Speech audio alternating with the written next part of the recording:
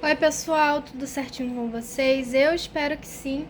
Eu tô aqui hoje para fazer resenha desse livro, que ele é muito maravilhoso, tá bom? Eu vou mostrar para vocês a edição que eu li, tá? Que foi essa aqui com essa capa. Mostrando bem detalhado para vocês, porque o que acontece? Esse livro ele já foi publicado várias vezes, né? É um livro bem antigo, então tem várias capas. Então, para vocês saberem exatamente qual que eu li, é esse aqui.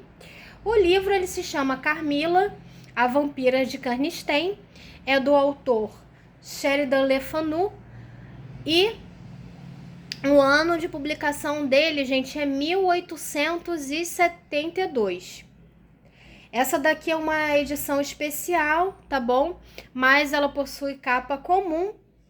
A editora é a Via Leitura. Esse livro ele contém 96 páginas, o gênero é romance, terror e ficção gótica. Carmila é uma novela de ficção gótica do escritor irlandês Joseph Sheridan Le Fanu. É narrada por Laura, uma jovem siriana que conta os dias passados na companhia da misteriosa Carmila, né? E os eventos estranhos que ocorrem na região após a sua chegada.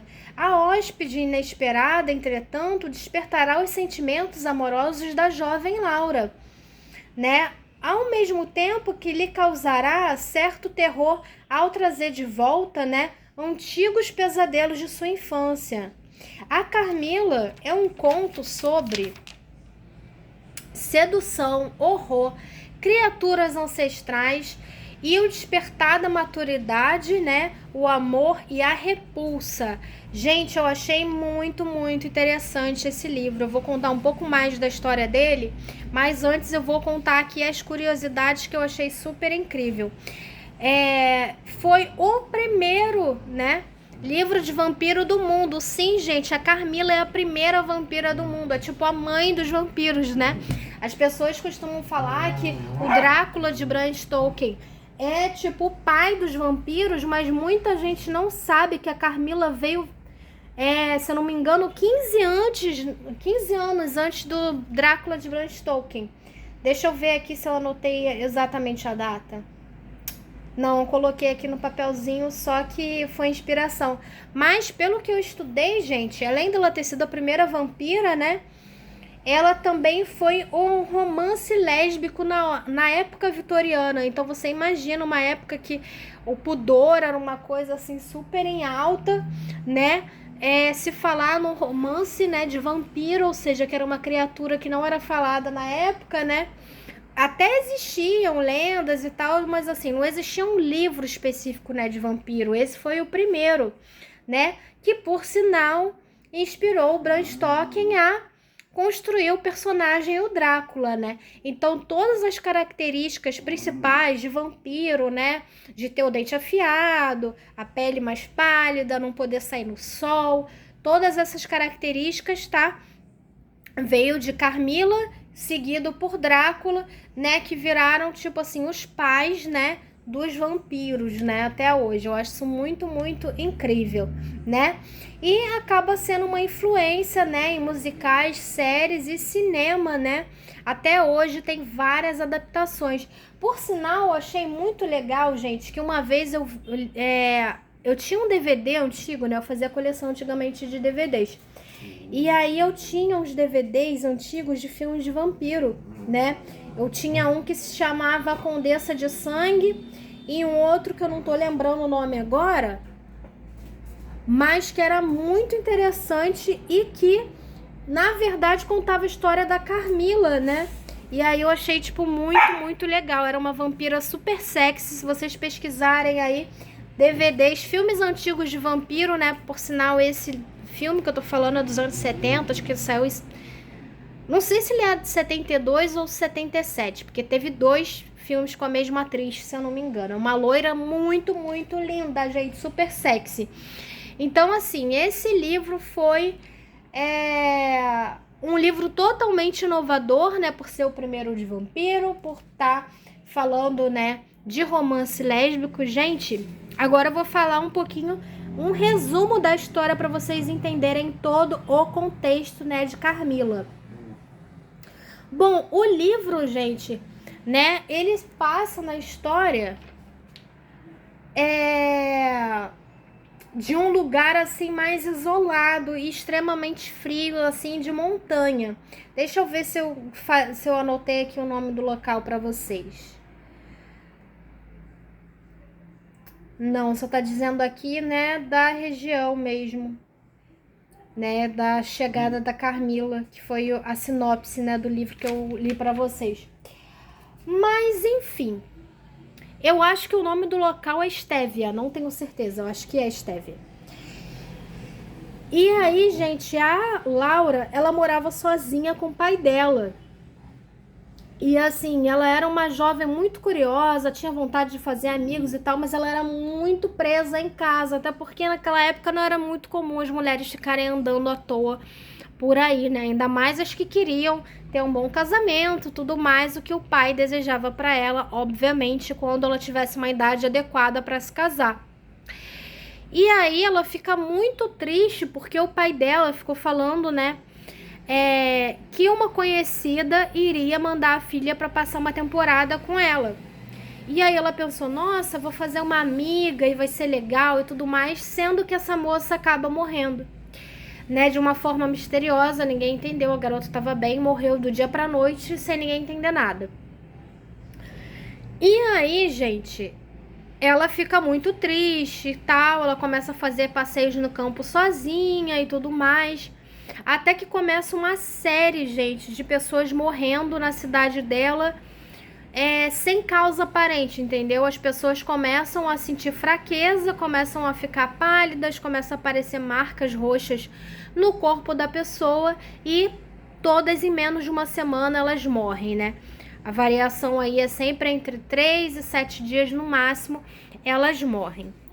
E aí acontece, gente, que eles acabam recebendo uma visita inesperada, né, de uma moça chamada Carmila. O carro dela, não é bem carro, tem outro nome agora específico que eu esqueci o nome, foi atacado. E aí, com isso, ela ficou presa na cidade, não pôde ir para realmente o destino dela. E aí, o pai da Carmila, do pai da Laura, acabou acolhendo, né, a moça, né, a Carmila, na casa dele, enquanto a família dela não entrava em contato e tudo mais. E aí, ela e a Laura acabam virando amigas. Mas uma coisa muito curiosa é que, ao mesmo tempo que a Carmila chega na cidade, os assassinatos vão aumentando cada vez mais, né? No caso, quando isso começou a acontecer, eles não viram como assassinato. Eles acharam que era uma doença que estava se espalhando, né? Só os mais religiosos que começaram a ficar com medo e achando coisa estranha. Mas até então as pessoas estavam achando que era lenda, que não existia vampiro, mais essas coisas assim, né? Então, ignoraram, né, totalmente esse fato. A Laura, né, a Carmila acabam se apaixonando. A Laura, ela tem um encanto muito grande pela Carmila, porque a Carmila é uma moça muito bonita, de aparência delicada, muito elegante, parece sempre muito à frente do tempo dela nas coisas que ela fala, que às vezes deixa até a Laura um pouco constrangida, né? A forma também como a Carmila toca a Laura deixa a Laura um pouco confusa quanto aos sentimentos dela, até que ela cai a ficha que ela começou a se sentir atraída, né, pela Carmila, sem saber que isso era possível, né, porque até então não era falado sobre romances lésbicos, né, então assim, ela não sabia exatamente o que ela estava sentindo pela Carmila, então ela narra sempre como se fosse uma amizade muito profunda e que elas tinham uma ligação que ela não sabia explicar exatamente o que era. Nisso elas chegam até a dormir juntas, fazem passeios juntas no jardim, né? Sendo que uma curiosidade, gente, é que a Carmila nunca quer passear durante o dia, ela sempre vai durante o final de tarde, ou o iniciozinho assim da manhã, que quase não tem sol, e ela sempre se sente muito cansada, o que faz com que a Laura, né, e o pai dela se preocupem com a Carmila, achando que ela pode estar com a doença que tá matando aí todo mundo na cidade deles. E aí, gente, demora muito a eles ligarem, né, a Carmila com os possíveis, né, assassinatos que estão acontecendo na cidade. Uma coisa também que é bem curiosa, gente, é que a Laura, quando era criança, ela teve pesadelos, né? Os pais dela disseram para ela que era pesadelo, mas ela, na cabeça dela, não acreditava nisso. Ela acreditava que era uma coisa que realmente tinha acontecido. Que teve uma noite, quando ela era criança, que ela acordou com uma mulher na beirada da cama, assim, quase subindo em cima dela. E aí chegou um ponto que essa mulher enfiou alguma coisa pontiaguda próximo, assim, entre a região aqui do seio e a região do pescoço, entendeu? Como se fosse ali no colo, sabe? Sendo que ninguém acreditou na época, gente. Ela era uma criança, ninguém acreditou na época e tal. Eles viram e falaram que não tinha nada, que não tinha marca nenhuma e tal, apesar dela ter falado que sentiu a dor, sim, né, e tudo mais. E aí, depois de muito tempo ela tendo contato com a Carmila, ela começou a notar comportamentos estranhos da tal amiga, né? E isso foi muito mais vivenciado já perto de quase descobrirem, né, que ela era uma das causadoras das pessoas morrendo na cidade. Como que descobriram isso? Bom, foram ligando aos fatos dela ficar enrolando para ter contato com a família, de descobrirem que ela era descendente, né, da família Canistein, que é uma família muito antiga e que praticamente todos os membros da família foram mortos, né? A família tem até uma mansão na cidade e tal, mas assim, ninguém... Mas é tipo abandonada, falou até que é mal assombrada, entendeu? Porque até então todos os membros dessa família são mortos. E aí descobrem que a Carmila é descendente deles, então já ficaram com a pulga atrás da orelha. Outra coisa também que acabou denunciando ela é que o pai da Laura fazia coleção de antiguidades. E aí ele comprou vários quadros antigos. E nisso que ele comprou vários quadros antigos, tinha um quadro de uma condessa. O nome dela era Mica alguma coisa, acho que era Micaela, Condessa Micaela, de Canistein, algo assim. E aí eles viram que era a cópia da Camila, gente. Sério, pareciam que tinham tirado uma foto da Camila e colado no quadro, entendeu? Então, assim, eles acharam aquilo muito estranho. Tanto o pai da Laura e principalmente a Laura achou aquilo muito estranho. Outro comportamento também estranho da moça que ajudou a denunciar ela foi que algumas pessoas relataram terem visto ela andando pelos jardins sozinha, altas horas da noite e da madrugada. Então, o horário que era para ela estar dormindo, ela simplesmente sumia do quarto. E muitas vezes eles procuravam ela no horário da manhã para acordar ela para o café da manhã e ela não estava lá. Uma das vezes ela foi até encontrada muitas horas depois, totalmente suja de terra. E aí eles queriam saber por que a camisola dela branca estava suja de terra e ela falando que não sabia e tudo mais. Chegaram a cogitar que ela era sonâmbula. Mas enfim, foram vários acontecimentos, várias pequenas coisas que foram se juntando e demonstrando que sim, a jovem linda, né, e nova na cidade, realmente de nova não tinha nada, né? Já era uma vampira, já... aí bem mais, né, de um século, né, e que vinha matando pessoas na cidade. Ela vinha, fazia, né, cometia, né, os assassinatos e ia embora da cidade. E aí depois que morriam, né, as pessoas que poderiam reconhecer ela ia e voltava na cidade para fazer tudo de novo. O delegado, né, da cidade começou a ficar desconfiado e tal, e ele acreditava em coisas sobrenaturais. Ele começou a pesquisar sobre os hábitos estranhos daquela jovem que era nova na cidade, descobriu a descendência dela, descobriu o quadro, ficou sabendo dos comportamentos dela, né, que eram estranhos, né?